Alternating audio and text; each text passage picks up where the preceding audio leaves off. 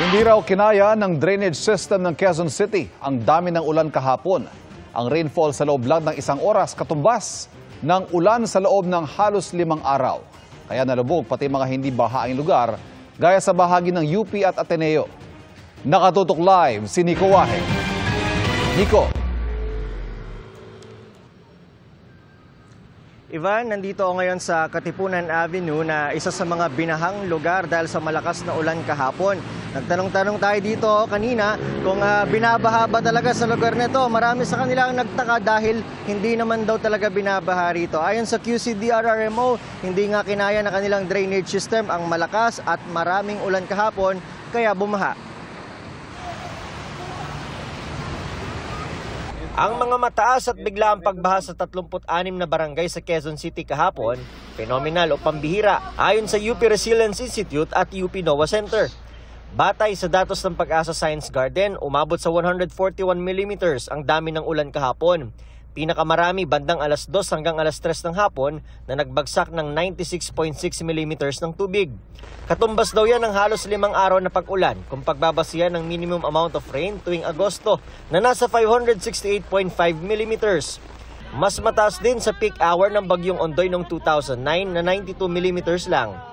Localized thunderstorm lang ang nagpaulan kahapon. Hindi siya yung katulad ng mga habagat na malaking area yung nasasakop. Ito ay mga usually kasi pwede kasi talaga siyang madalas na nangyayari na in a span of 2 to 3 hours pwede tayong umabot na magkaroon ng mga malalakas na mga pag-ulan po.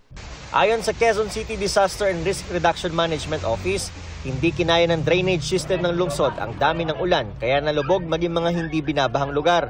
Nakita po nalaga natin yung need po talagang paigtingin po yung preparedness at saka yung ating infrastructure improvements para po sa areas na ito. Ongoing daw ang pagkumpleto nila sa kanilang drainage system na dinisenyo ng UP Resilience Institute. 2023 daw nang may turnover sa kanila ito at sinimulang gawin noong 2024. Sa Tandang Sora, may basketball court na ang nasa ilalim ay isa sa mahigit 160 detention basins na ginagawa ng LGU na kabilang sa Drainage Master Plan.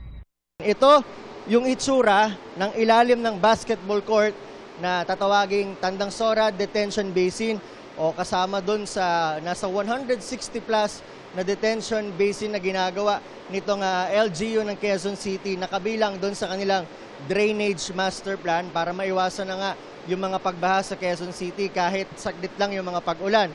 Ang tubig na kaya nitong i-hold bago pakawalan, katumbas ng 1.2 million liters ng tubig o kalahating Olympic-sized swimming pool. Hindi pa raw maibigay ng Quezon City kung kailan matatapos ang proyekto dahil may mga hinihintay pang pondo. Ayon sa UP Resilience Institute, may ilang mga syudad na rin daw na nagpapatulong sa kanilang gumawa ng Drainage Master Plan. Pero anila, dapat konektado ang mga drainage system ng mga lungsod.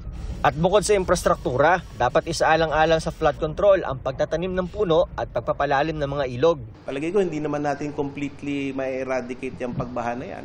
But we can adapt, we can lessen it, and make it tolerable so that we can live with nature.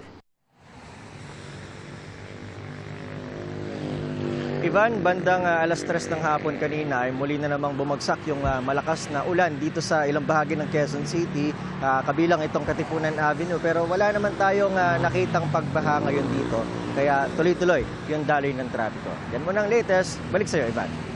Maraming salamat, Nico Wahe.